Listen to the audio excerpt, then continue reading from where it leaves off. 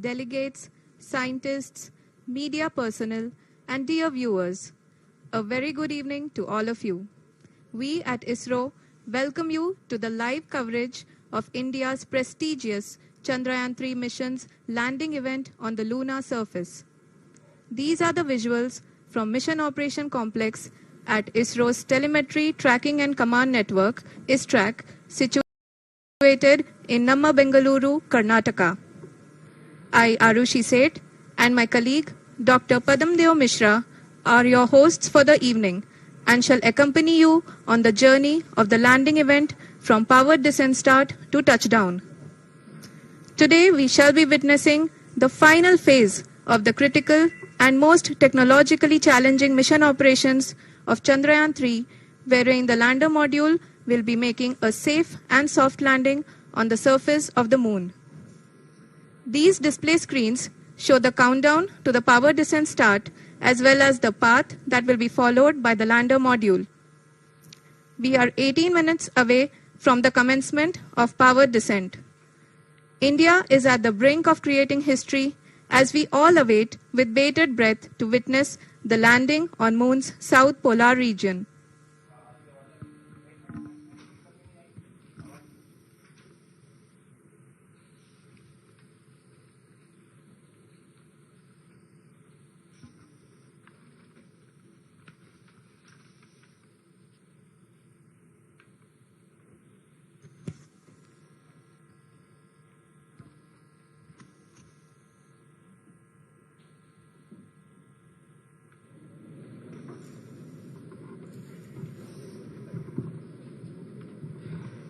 इसरो का पहला moon mission Chandrayaan one अक्टूबर 2008 में पीएसएलवी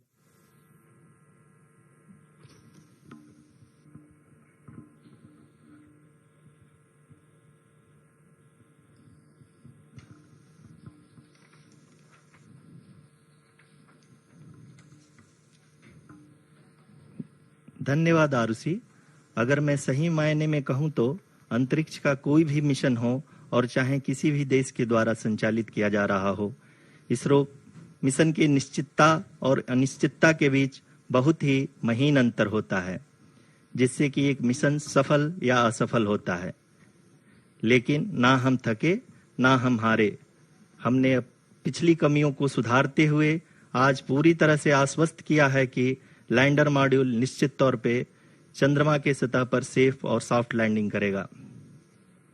सभी दर्शकों के जानकारी के लिए अब हम इसरो के अब तक के सभी लूनर मिशंस को संक्षिप्त विवरण प्रस्तुत करेंगे। जी हाँ, इसरो का पहला मून मिशन चंद्रयान-1 अक्टूबर 2008 में पीएसएलवी रॉकेट के द्वारा सफलतापूर्वक प्रक्षेपित किया गया था। चंद्रयान-1 ने चंद्रमा के सतह पर पानी की खोज करके पहले ही इतिहास रच चुका है। यही कारण है कि आजकल विश्व के तमाम अंतरिक्ष वैज्ञानिक और स्पेस एजेंसियां चंद्रमा को और करीब से जानने के लिए उत्सुक दिख रही हैं। अगर हम बात करें चंद्रयान-2 की, जो इसरो का दूसरा मिशन है, जुलाई 2019 में इसरो के सबसे ताकतवर रॉकेट LVM-3 द्वारा सफलतापूर्वक प्रक्षेपित किया गया था और आज भी लगभग 4 साल बाद यह चंद्रमा के 100 किलोमीटर के सर्कुलर ऑर्बिट में घूमते हुए बहुत ही उत्तम क्वालिटी का डेटा प्रदान कर रहा है। मिशन के प्रारंभ में इसकी आयु 1 साल निर्धारित की गई थी, परंतु LVM-3 द्वारा बहुत ही सटीक इंजेक्शन और मिशन मैनेजमेंट की वजह से चंद्रयान-2 काफी लंबे समय तक कार्यरत रहेगा। अब तक चंद्रयान-2 चंद्रमा के लगभग सभी भागों का चित्र ले चुका है। इसका एक बहुत ही महत्वपूर्ण पेलोड OHRC यानी कि ऑर्बिटर हाई रेजोल्यूशन कैमरा विश्व का सबसे बेहतरीन कैमरा है, जो कि चंद्रमा की सतह का लगातार पिक्चर भेज रहा है। अब मैं आरुषि जी से निवेदन करूंगा कि वो आप लोगों को इसरो के वर्तमान मिशन चंद्रयान-3 के बारे में बताएं। अभी आपने मिश्रा जी के द्वारा सुना इसरो के अब तक के लूनार मिशंस का विवरण। अब चलते हैं towards Chandrayaan-3, the follow-up mission of Chandrayaan-2, which has been designed to accomplish our mission goals. The primary objective of Chandrayaan-3 mission is the demonstration of safe and soft landing on the lunar surface. This demonstration is a critical aspect for ISRO's future interplanetary missions. In addition to this, the mission objectives also include demonstration of roving capability and conduction of in situ scientific experiments on Moon's surface. Carried on the shoulders of India's heaviest rocket LVM-3 on the 14th of July, Chandrayaan-3 was placed in the precise elliptic parking orbit of size 170 by 36,500 kilometers.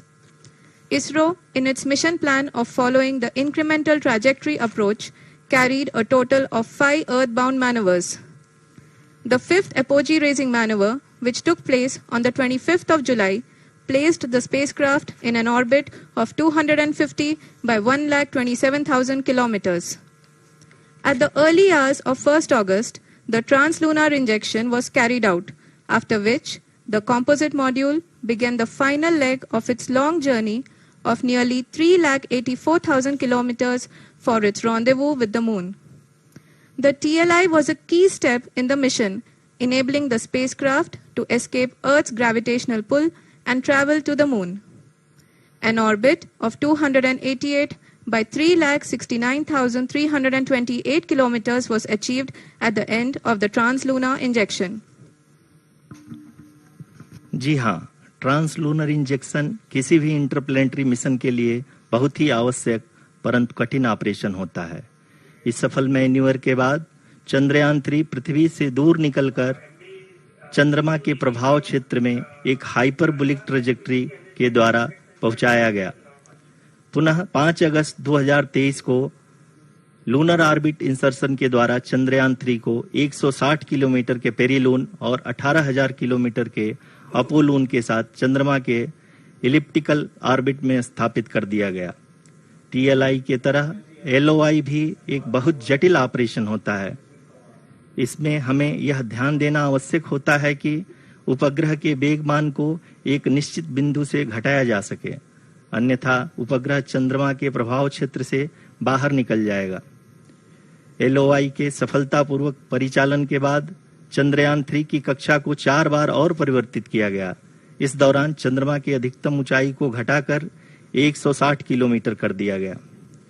इस पूरी प्रक्रिया में propulsion module का लगभग 755 kilogram ईंधन का उपयोग हुआ और चंद्रयान-3 के वेगमान को लगभग 850 मीटर प्रति सेकंड कम कर दिया गया।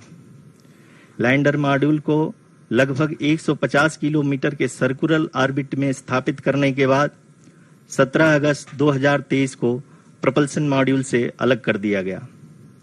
पुनः लैंडर मॉडल के ऑर्बिट को 2 डीबूस्ट मैन्यूवर्स के द्वारा 150 किलोमीटर के सर्कुलर ऑर्बिट से घटाकर 25 गुणे 130 किलोमीटर के एलिप्टिकल ऑर्बिट में स्थापित कर दिया गया।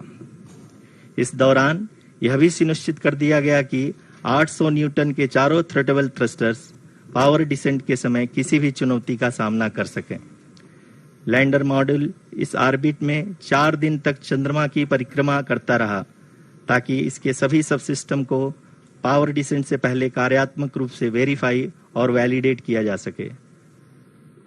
इस दौरान चंद्रयान-2 और लैंडर मॉड्यूल की आपस में बातचीत भी हो चुकी है। और संक्षेप में अब तक की यात्रा की बात करें तो लैंडर मॉड्यूल अब तक 21 बार पृथ्वी के और लगभग 120 बार चंद्रमा का चक्कर लगा चुका है और इस पूरी यात्रा में लगभग 55 लाख किलोमीटर की यात्रा भी पूरी कर चुका है। अब तक के इस पूरे अभियान में यह भी सुनिश्चित किया गया कि सारे ऑर्बिट मैन्यूवर्स इस प्रकार किए जाएं कि लैंडिंग साइट पावर डिसेंट की शुरुआत से ही लैंडर के ऑर्बिटल प्लेन में बना रहे।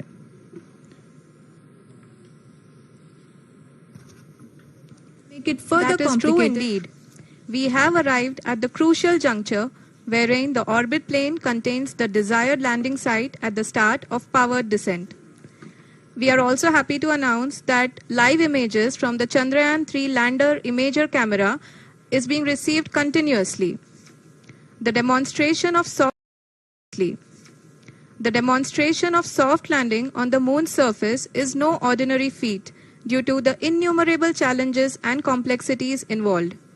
The lander velocity has to be killed from nearly 6,048 kilometers per hour without any aid from the thin and tenuous moon's atmosphere. The lunar dust at the time of landing and the craters and boulders scattered over the moon's surface make it further complicated to achieve this. The new and improved Chandrayaan-3 design has been built after envisaging all the scenarios which the lander module can encounter. With several software improvements, provision for full-level redundancies, a plethora of special tests, namely the integrated hot test, integrated cold test, and lander leg drop tests were carried out for the lander module. The success of these tests has provided great confidence in the performance of all the onboard sensors, propulsion system, and associated guidance, control, and navigation algorithms. The key findings during the tests have enabled to improve the overall system performance. The largely unexplored south pole of the moon has been chosen as the intended landing site, since there is a possibility of finding ice and other minerals which would be vital resources for explorers. Apart from continuing investigations pioneered by Chandrayaan-1 and Chandrayaan-2, the Chandrayaan-3 mission will also provide invaluable data to the science community around the world.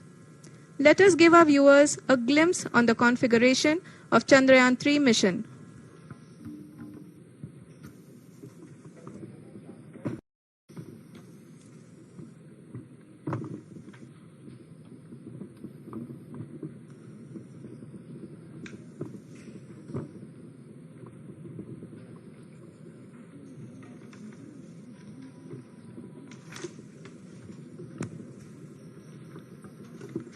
Chandrayaan-3 का mission plan लगभग चंद्रयान-2 के तरह ही बनाया गया है।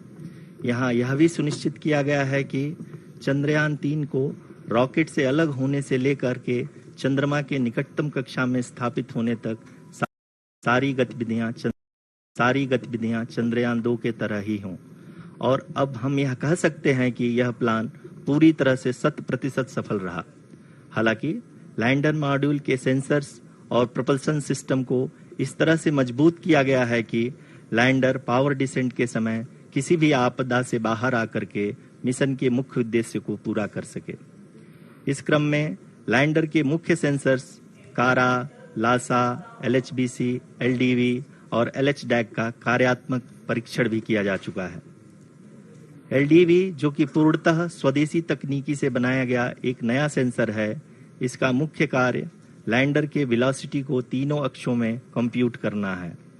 Power descent के दौरान lander के सटीक पोजीशन और वेलोसिटी का ज्ञान होना बहुत ही आवश्यक है। लिराप यानी laser inertial referencing and accelerometer package इस कार्य को पावर डिसेंट के दौरान बखूबी निभाएगा। ट्रैजेक्टरी जनरेशन अहम है, क्योंकि हर ऑर्बिट मैन्यूवर के बाद यह सुनिश्चित किया जाता है कि लैंडर की मिशन ऑब्जेक्टिव को ना बदले। इस क्रम में मैं यह भी आपको बता दूं कि ऑर्बिट डिटर्मिनेशन, जो कि उपग्रह के पोजीशन और वेलोसिटी को बहुत ही एक्यूरेटली बताता है, एक बहुत ही कठिन और जटिल कंप्यूटेशन और एस्टिमेशन होता है। यहाँ यह भी जानना महत्वपूर्ण है कि चंद्रयान-2 का OHRC पेलोड अब तक काफी ऊंचे स्तर का डैम प्रदान किया है, जिसके फलस्वरूप लैंडिंग साइट के सीमा को बढ़ाकर 4x2.4 किलोमीटर कर दिया गया है, जो कि पावर डिसेंट के दौरान सॉफ्ट लैंडिंग कराने में काफी सहायक सिद्ध होगा। Apart from the sensors, Chandrayaan-3 is equipped with a suite of sophisticated payload instruments. While Chandrayaan-1 and Chandrayaan-2 orbiter have provided abundant remote sensing data of Moon, equally important are the on-site localized measurements that provide ground truths. Lander and rover have payloads which are completely new and will perform in situ analysis of lunar surface. The two spectroscopes on rover, APXS and LIBS, will actively measure the surface elemental abundances at the landing location and surrounding area. The lander carries a seismometer ILSA that can sense impact events and lunar quakes.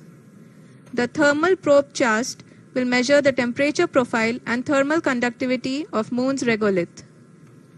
The Rambha payload will carry out lunar ionosphere studies, while the laser retroreflector array shall be a passive location indicator for future spacecraft equipped with laser altimeter.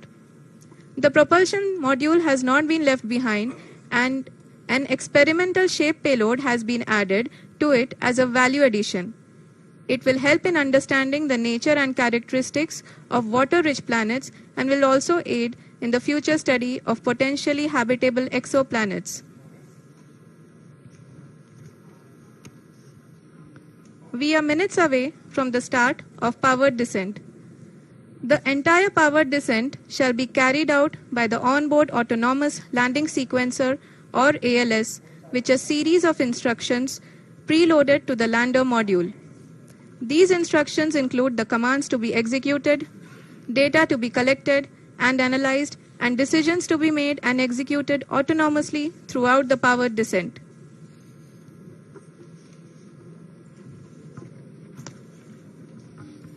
जी हाँ, अब हम power descent के बहुत ही करीब आ चुके हैं।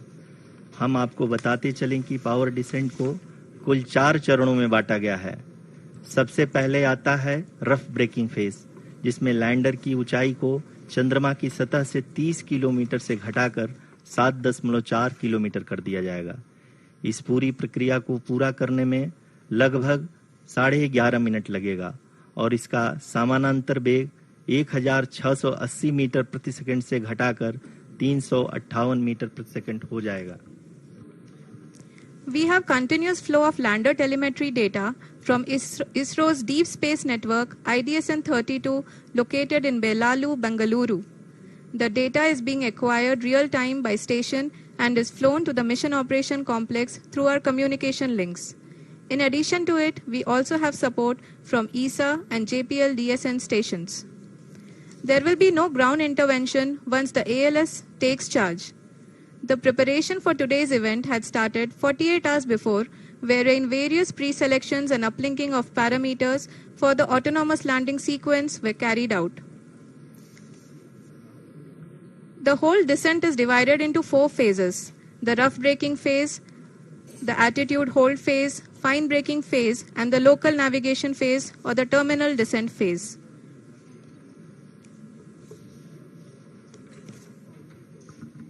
जी हाँ, attitude hold phase, जो कि पावर डिसेंट का दूसरा चरण है, एक बहुत ही महत्वपूर्ण फेज है। इस 10 सेकंड के स्मॉल ड्यूरेशन के दौरान लैंडर के 2 महत्वपूर्ण सेंसर कारा और लासा लैंडर की ऊंचाई की गणना करेंगे। इस फेज के पूरा होते ही लैंडर चंद्रमा के सतह से कुल 6.8 किलोमीटर की ऊंचाई पर होगा। During the rough braking phase, the lander velocity shall be brought down from 1,680 meters per second to 358 meters per second. The altitude will be brought down from 30 kilometers to 7.4 kilometers at the end of rough braking.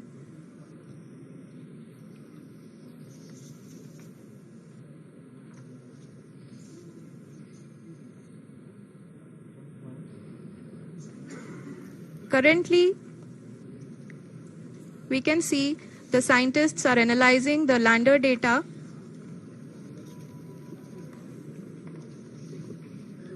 जी हाँ, हम ये देख सकते हैं कि mission operation complex रूप में बैठे सभी वैज्ञानिक ये जो भी डेटा देख रहे हैं वो डीप स्पेस नेटवर्क IDSN-32 के द्वारा प्रोवाइड किया जा रहा है। और अगर हम अब बात करें पावर डिसेंट के तीसरे चरण का, जो कि फाइन ब्रेकिंग फेज होगा, जिसमें लैंडर लैंडिंग साइट से जस्ट 800 मीटर की ऊंचाई पर वर्टिकली होगा। इस चरण को पूरा होने में लगभग 3 मिनट लगेंगे और इस चरण के पूरा होते ही लैंडर की वेलोसिटी लगभग 0 हो जाएगी। The scientists here at ISTRAC are glued to their systems, analyzing all sorts of complex data. We are very close to the powered descent, to the start of the powered descent phase.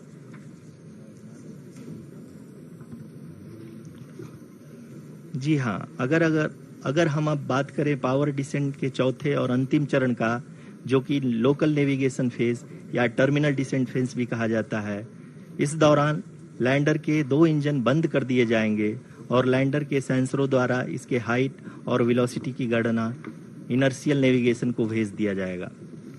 इस दौरान lander 150 metre की ऊंचाई को प्राप्त करने के बाद कुल 131 सेकंड लगाएगा। इस पड़ाव पे आने के बाद पुनः लैंडर 22 सेकंड के लिए हॉवरिंग करेगा।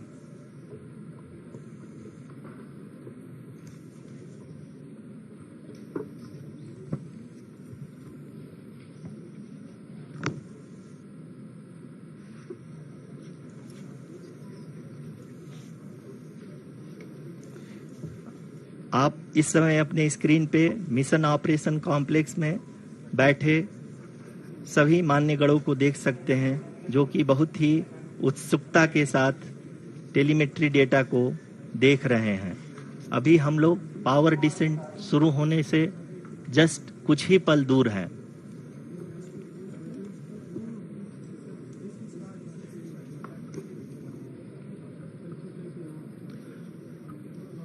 पावर डिसेंट शुरू होने में लगभग 30 सेकंड ही बचा है और हमको ये सारे data mission operation complex room में आईडीएसएन 32 के द्वारा, जो कि लगातार लैंडर के कनेक्शन में बना हुआ है, प्रदान कर रहा है।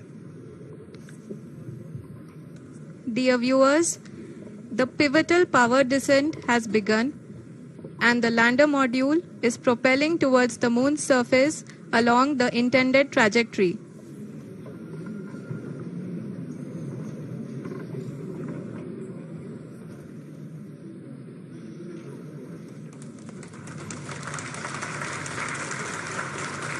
जी हाँ, अब हम देख सकते हैं रफ ब्रेकिंग फेज की शुरुआत हो चुकी है।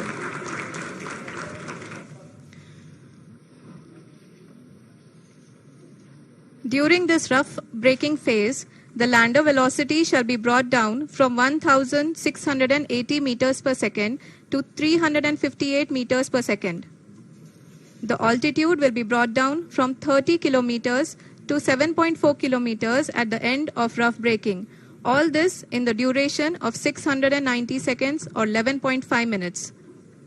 Currently, the Laser Inertial Reference and Accelerometer package, LIRAP, is aiding in the navigation. जी हाँ, अभी आप अपनी स्क्रीन पे देख सकते हैं कि लैंडर अब तक कुल 191 किलोमीटर हॉरिजेंटल दिशा में चल चुका है और अभी तक इसकी वेलोसिटी लगभग 31 किलोमीटर बनी हुई है।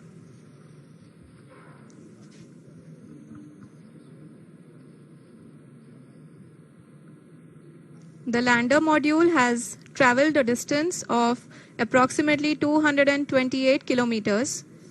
The complete downrange that will be traveled during this phase shall be nearly 713.5 kilometers.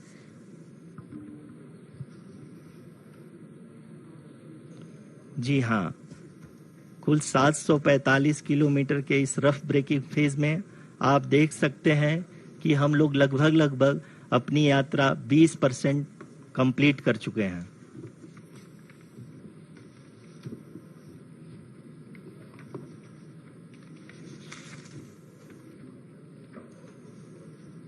Power descent की यह शुरुआत हम कह सकते हैं कि बहुत ही सटीक और सधी हुई है, जिसमें लैंड वेगमान को अनुमानित तरीके से घटा रहा है।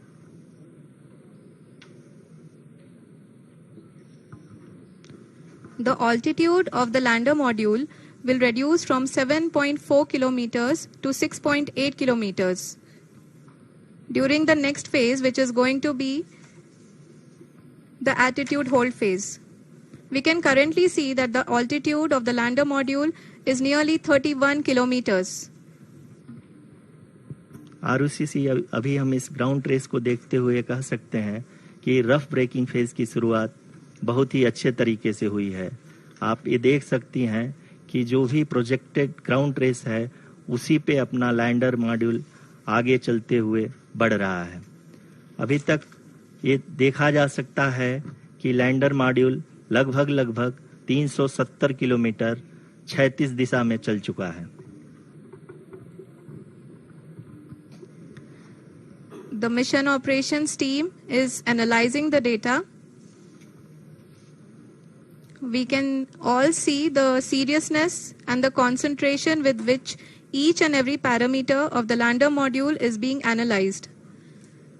The performance so far seems to be nominal.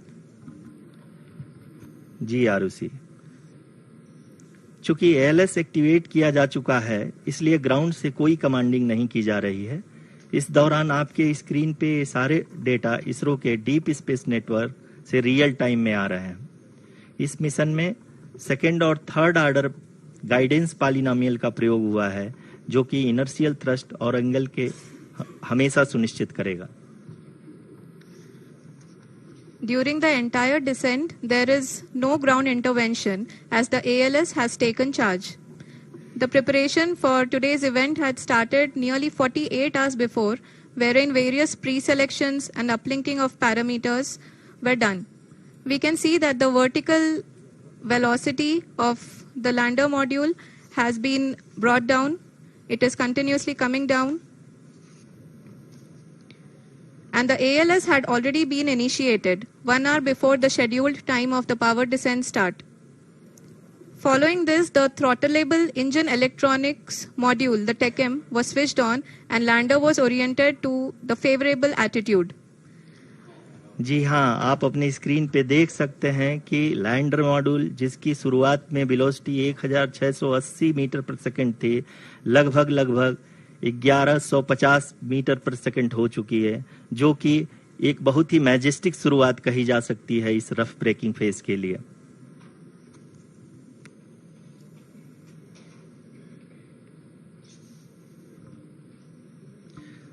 यहाँ पे मैं आपको ये भी बताते चलूं कि आप अपने स्क्रीन पे देख सकते हैं कि द लैंडर मॉड्यूल का आल्टीट्यूड धीरे धीरे अब कम होता हुआ दिख रहा है, और जो कि एक्सपेक्टेड भी है। अभी हम बात करें करंट आल्टीट्यूड की, तो जो कि 28.6 किलोमीटर के आसपास है। आप स्क्रीन पर ये भी देख सकते हैं Chandrayaan 3 lander imager display. The lander imager is continuously taking photographs of the moon surface, and that is also being streamed here. Currently, the horizontal velocity has been brought down and the distance traveled is 574 kilometers. The current altitude is 27 kilometers as can be seen on the screen. जी हाँ, करीब अपने आधे सफर को पूरा करते हुए इस rough breaking phase में लैंडर बहुत ही आगे की तरफ बढ़ते हुए अपनी ऊंचाई को घटा रहा है। अगर अब बात करें तो लैंडर की ऊंचाई चंद्रमा के सतह से लगभग 27 किलोमीटर से नीचे हो चुकी है, करीब 26.7 किलोमीटर के आसपास है। The next phase after the rough braking phase is the attitude hold phase, which will be for a duration of nearly 10 seconds. The lander will be oriented such that both the altimeters will be looking exactly towards the moon's surface. At the end of this attitude hold phase, height measurement update to navigation system will be given from the laser and car band altimeters. Currently, we are in the middle of the rough braking phase. जी हाँ, अगर हम ध्यान से देखें तो लगभग 8 minute की यात्रा के बाद लैंडर अपनी हॉरिजॉन्टल वेलोसिटी को लगातार कम करते हुए अपनी ऊंचाई, अभी की ऊंचाई के समय 24 किलोमीटर की ऊंचाई प्राप्त कर चुका है।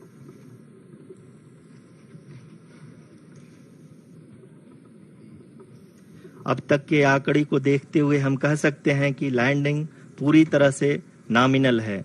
यहाँ पर हम देख सकते हैं कि हॉरिजॉन्टल वेलोसिटी लगातार कम होती हुई दिख रही है।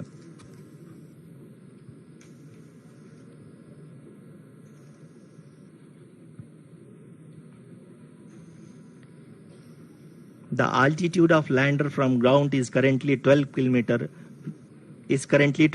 kilometer, which is again going to be coming down, and that is expected.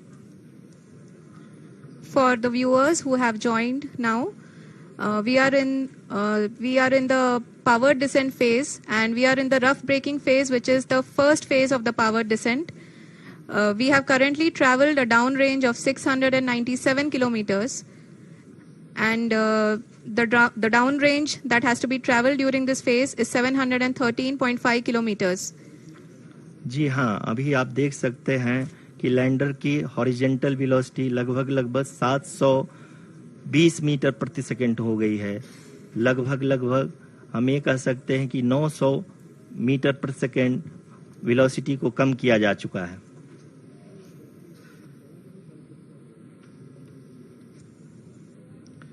At the same time, we can see the altitude of the lander is just 17.8 kilometer from the moon surface, which is going to be around 7.4 at the end of the rough braking phase.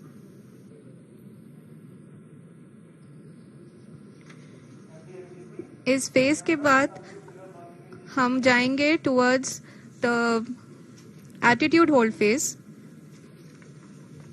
where we will be expecting sensor update from the laser and car band altimeters.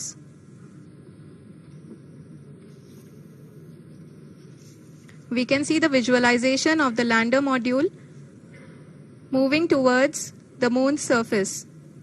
The current altitude is nearly 15.2 kilometers and the distance traveled is 754 kilometers. We can also see the image that the lander imager camera has been providing. जी हाँ, इस rough breaking phase के दौरान 800 Newton के चारों throttle engine अपने कार्य को पूरी तरह से अंजाम दे रहे हैं और लैंडर के हॉरिजॉन्टल वेलोसिटी को लगातार कम कर रहे हैं। अब तक लैंडर लगभग अपने 75 से 80% की यात्रा को पूरा कर चुका है।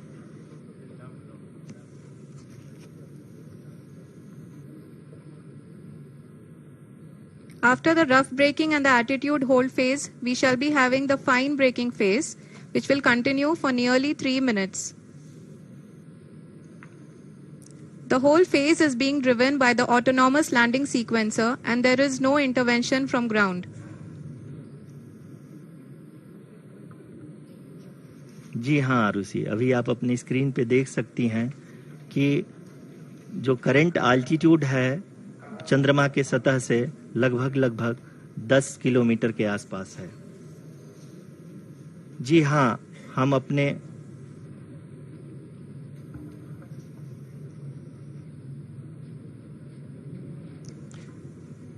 हाँ, हमारे प्रधानमंत्री जी श्री नरेंद्र मोदी जी हम सभी का उत्साहवर्धन करने के लिए दक्षिणी अफ्रीका के जोहानसबर्ग से जुड़ गए हैं।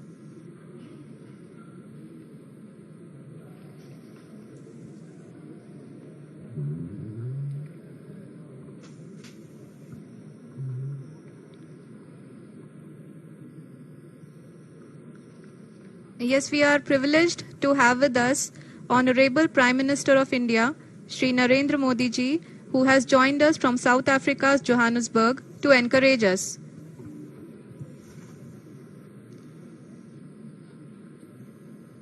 जी हाँ, आप ये देख सकते हैं एटीट्यूड होल्ड फेज भी बहुत ही आसानी से लैंडर फेज ने पार कर लिया है और अब फाइन ब्रेकिंग की शुरुआत हो चुकी है। अभी हम ये देख सकते हैं कि लैंडर की ऊंचाई लगभग 5.6 किलोमीटर है, जो कि इस फेज के उपरांत लगभग 800 मीटर हो जाएगी।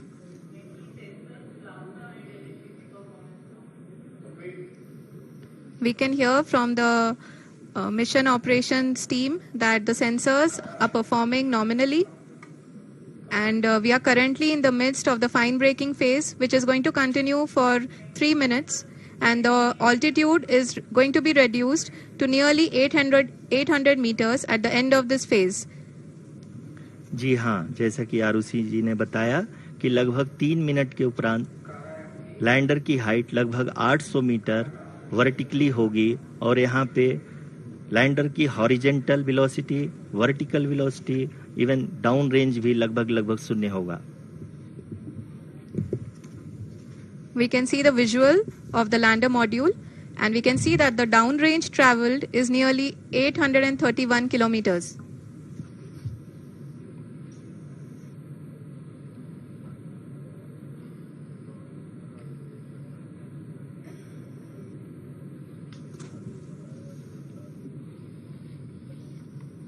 जी हाँ, आप अपनी स्क्रीन पे देख सकते हैं कि लैंडर की ऊंचाई अब चंद्रमा के सतह से लगभग 3 किलोमीटर से कम हो चुकी है। We are very close to the moon's surface, nearly 2.6 kilometers as we can see.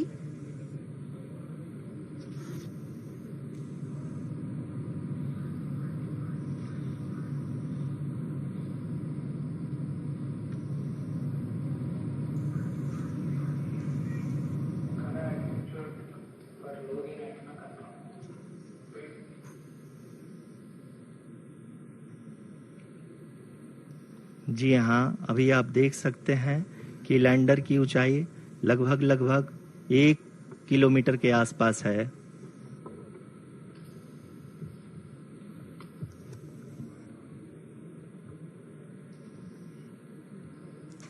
We are nearing the final phase of the power descent, which is going to be the vertical descent phase or the local navigation phase. जी हाँ, अब हम fine breaking waves के एकदम करीब आ चुके हैं। हाँ, आप तालियों के गड़गड़ाहट से सुन सकते हैं कि हम लोगों ने तीसरे चरण को भी बहुत ही सफलतापूर्वक हासिल कर लिया है और अभी हम वर्टिकल डिसेंट फेज में आ चुके हैं, जिसकी शुरुआत भी बहुत ही अच्छे ढंग से हो चुकी है।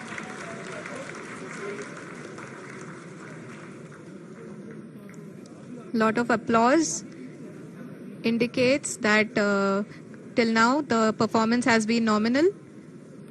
We are in the vertical descent phase 1. The altitude is being brought down from 800 meters and we are nearing and approaching the lunar surface.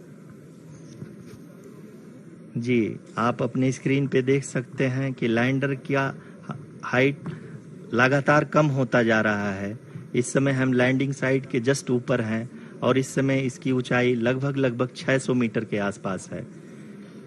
इस फेज के दौरान लगभग 150 मीटर के ऊंचाई पे पहुंचने के बाद लैंडर अगेन लगभग 20 से 22 सेकंड के लिए हॉवरिंग करेगा।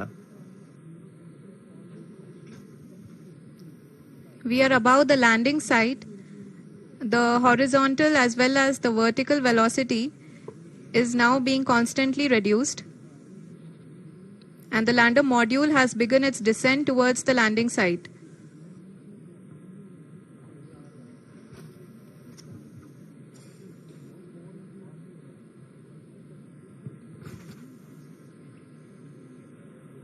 जी हाँ, आप अपने स्क्रीन पे देख सकते हैं ये जो पथ निर्धारित किया गया है, लैंडर पूरी तरह से उसी को ही फॉलो कर रहा है।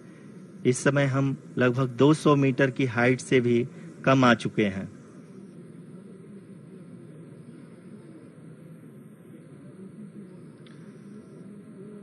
अब हम ये देख सकते हैं कि हम लगभग 150 मीटर की ऊंचाई पे हैं चंद्रमा के सतह से।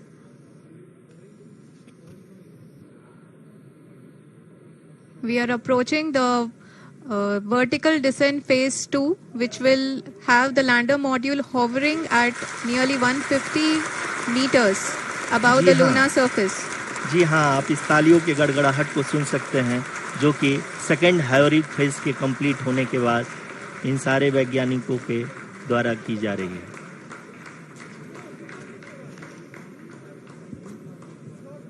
जी हाँ, आप अगर फिर से ध्यान से देखें तो एल्टीट्यूड पुनः कम होता जा रहा है। अभी हम लोग लगभग 135 मीटर की ऊंचाई पे हैं। The sensors that are updating at this point are providing confirmation of the safety of the landing site.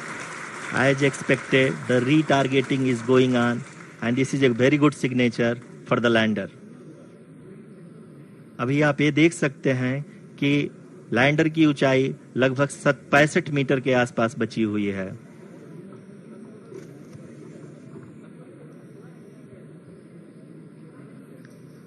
Currently, only 2 engines are now being fired, and we are nearly at zero velocity, vertical and horizontal. We were hovering, and now we are approaching the moon's surface. धीरे धीरे lander की वेगमान को कम किया जा रहा है और हम अब लगभग 50 मीटर से भी कम आ चुके हैं। We can see the Honorable Prime Minister, Shri Narendra Modi ji, who is here to encourage us, and he is critically looking at the visuals.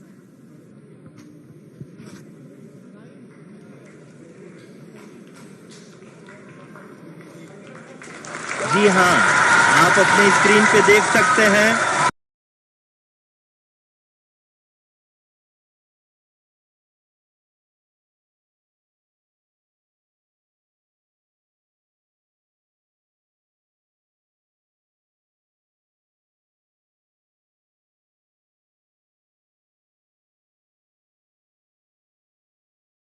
ये हम लोगों के लिए बहुत ही गर्व की बात है। हिंदी में एक कहावत है कि चंदा मामा दूर के, लेकिन अब हम ये कह सकते हैं कि चंदा मामा अपने घर के। बहुत ही उम्दा। The hard work of the entire ISRO community has come to fruition.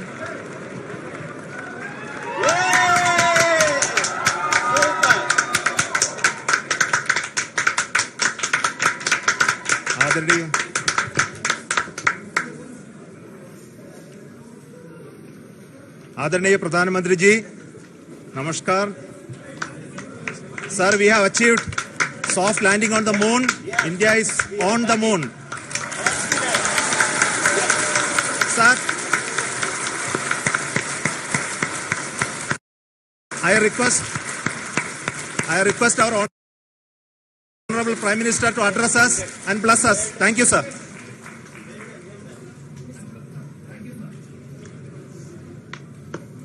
मेरे प्यारे परिवारजनों,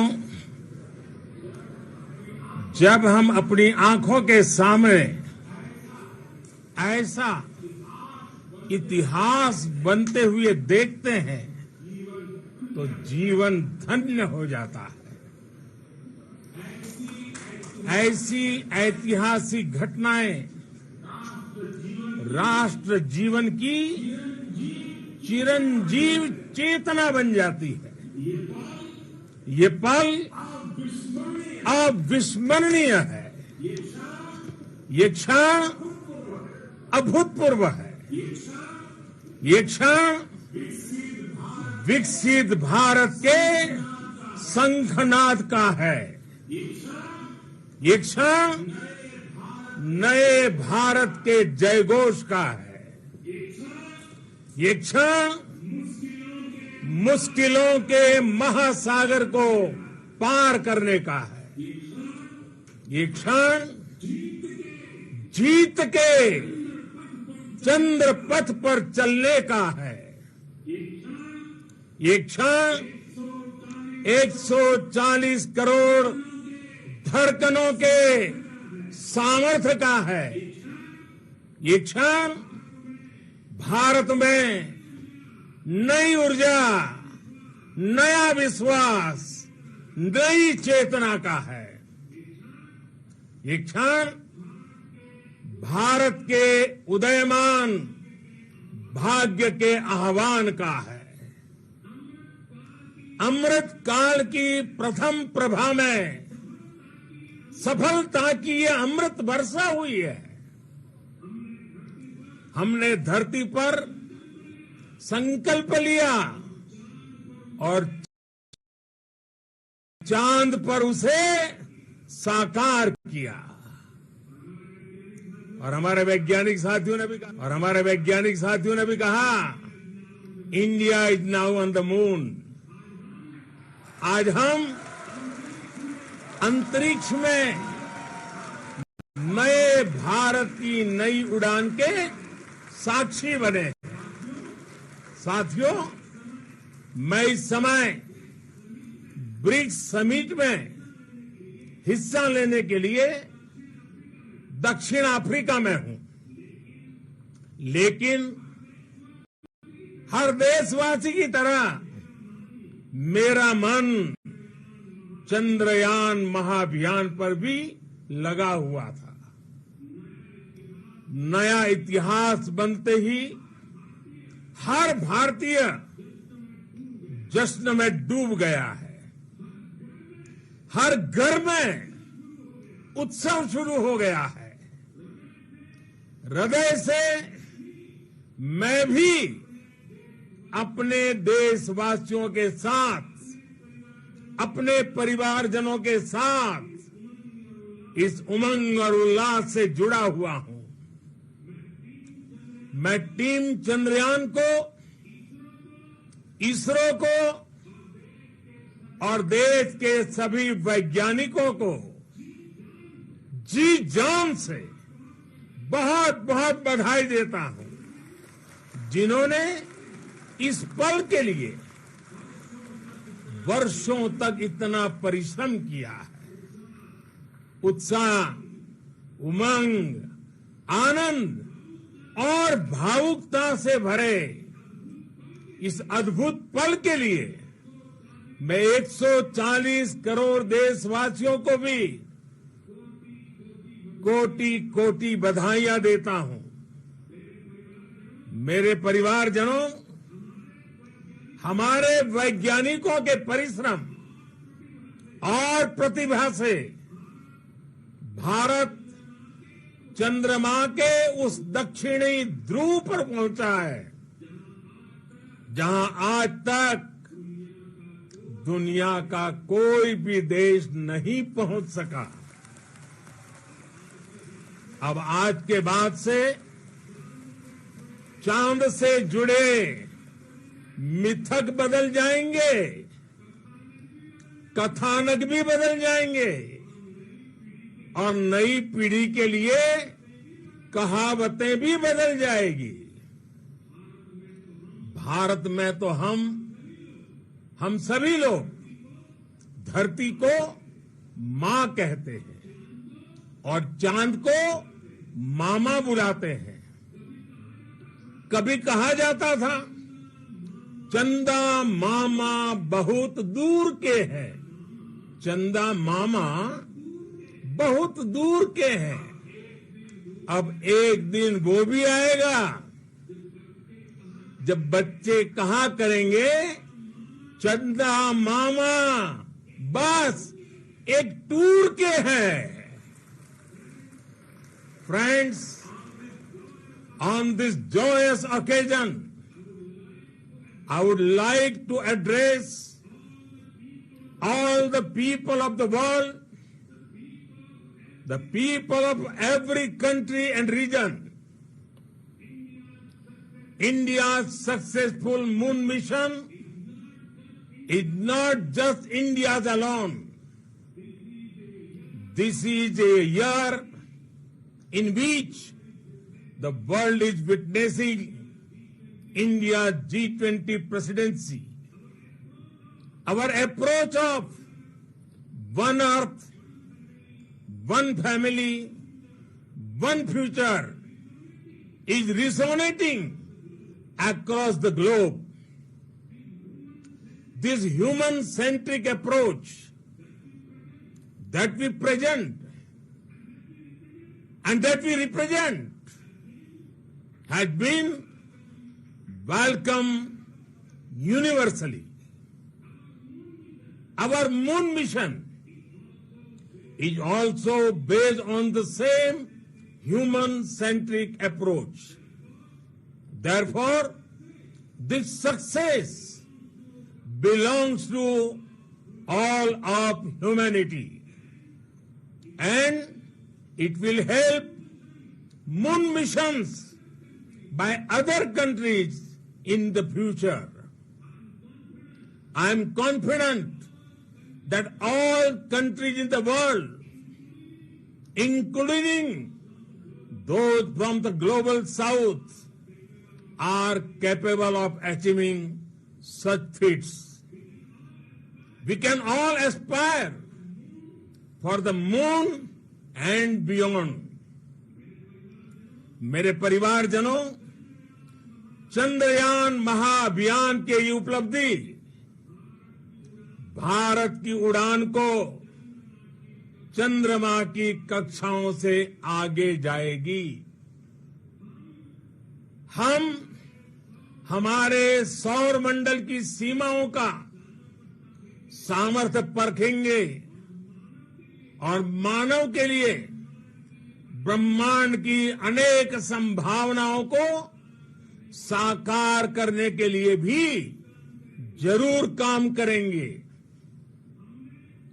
हमने भविष्य के लिए कई बड़े और महत्वाकांक्षी लक्ष्य तय किए हैं। जल्द ही सूर्य के विस्तृत अध्ययन के लिए ISRO Aditya L1 mission launch करने जा रहा है। इसके बाद शुक्र भी इसरो के लक्ष्यों में से एक है। गगनयान के जरिए देश अपने पहले ह्यूमन स्पेस फ्लाइट मिशन के लिए भी पूरी तैयारी के साथ जुटा है। भारत बार बार ये साबित कर रहा है कि sky is not the limit. साथियों, साइंस और टेक्नोलॉजी देश के उज्जवल भविष्य का आधार है। इसलिए आज के इस दिन को देश हमेशा हमेशा के लिए याद रखेगा। यह दिन हम सभी को एक उज्जवल भविष्य की ओर बढ़ने के लिए प्रेरित करेगा। ये दिन हमें अपने संकल्पों की सिद्धि का रास्ता दिखाएगा। ये दिन इस बात का प्रतीक है कि हार से सबक लेकर जीत कैसे हासिल की जाती है। एक बार फिर देश के सभी वैज्ञानिकों को बहुत बहुत बधाई और भविष्य के मिशन के लिए ढेरों शुभकामनाएं। बहुत बहुत धन्यवाद।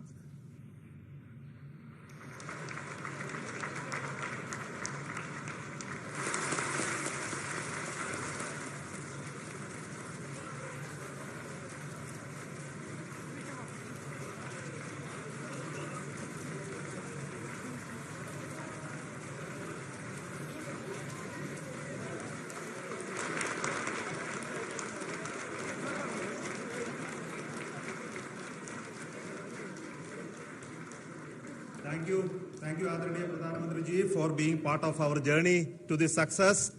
And let me take this opportunity to thank the people behind this mission, the project director of Chandrayaan 3. He is here. Veera Muthuvel, congratulations to you. The associate director, Kalpana, and the mission operations director, Srikanth. And the satellite was built at your house satellite center, Shankar, and the director.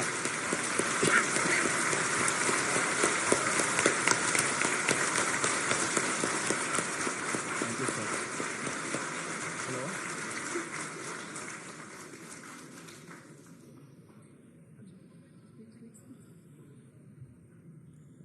It's a great moment of happiness on behalf of team. It gives me immense satisfaction on achieving this goal as a project director of this mission. The entire mission operations, right from launch till landing, happened flawlessly as per the timeline, and we became the 4th country to demonstrate the soft landing onto the moon surface, and we became the first country to go to near to the south pole of the moon.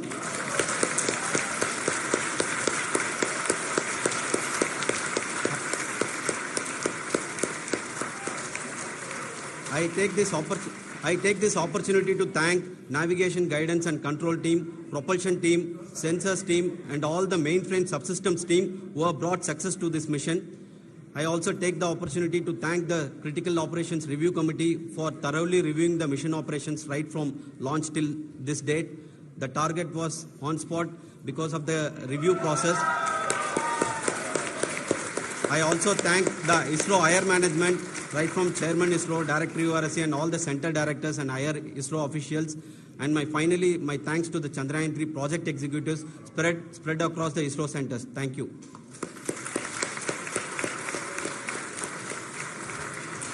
Mission Director Srikanth. It gives me an immense pleasure to be part of Chandrayaan-3 and acting as Mission Director. I would like to thank each and every team member who has supported in carrying out all the mission operations flawlessly.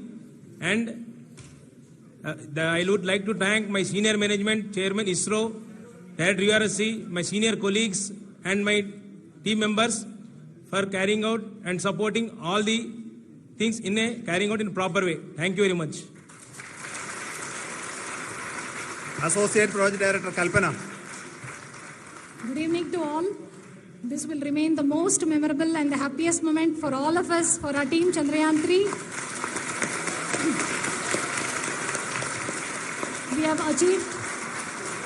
We have achieved our goal flawlessly. From the day we started rebuilding our spacecraft after Chandrayaan-2 experience, it has been breathe in, breathe out Chandrayaan-3 for our team. And starting from the reconfiguration to all the special tests and the simulations we have conducted meticulously. And this has been possible only because of our immense effort from our Chandrayaan-3 team. And of course, with the guidance from our Chairman ISRO, our directors, and all our experts. With all this, it has been possible. Thank you, one and all. Thank you for all the minutest help which has been provided from all the areas of departments. Thank you. Thank you.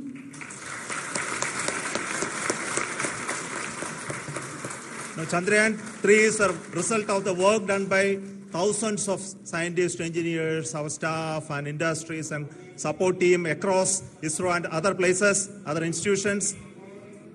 And Shankaran has been the lead of the center which integrated all of these efforts in the last so many years. So I request him to speak on behalf of all of you.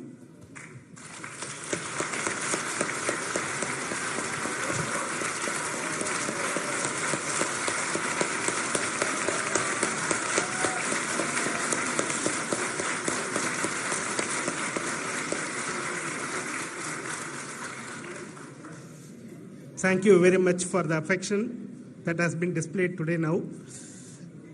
Today, we have achieved what we set out to achieve in 2019. It was delayed by about 4 years, but we have done it.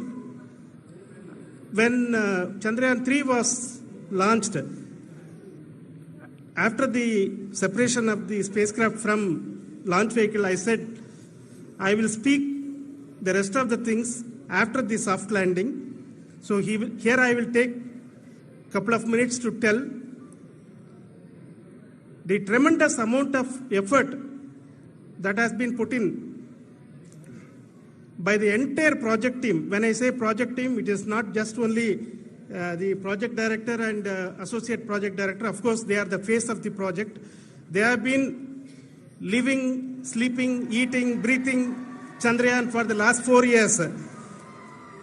They have been supported by such a large number of people, particularly in the navigation, guidance and control area, propulsion system. This area, the amount of effort that has been put by people, the number of simulations that have been done, the number of reviews they have gone through, the amount of criticism they faced and overcome that.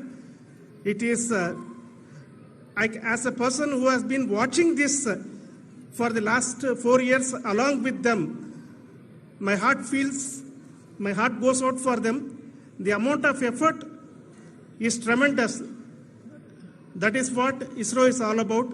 That is what our organization has taught us to do. Now today, this success has put us even more higher responsibility, as the Honorable Prime Minister was telling, because we have set the bar now so high. Nothing less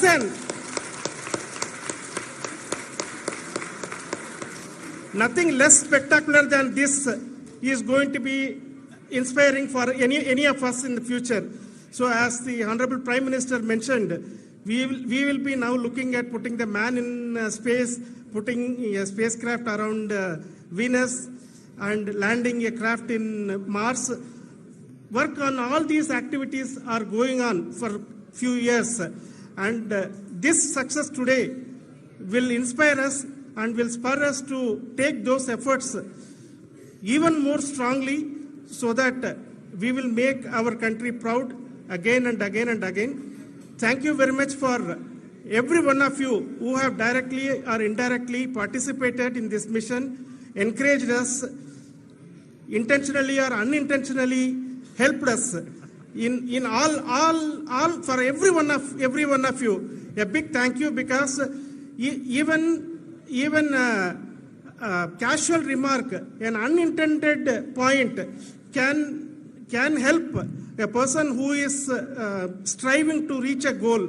The person who is making that remark may not have meant it that way, but sometimes it can ignite that's why I said that even unintended help is very, very, very welcome, and we are very, very thankful for that.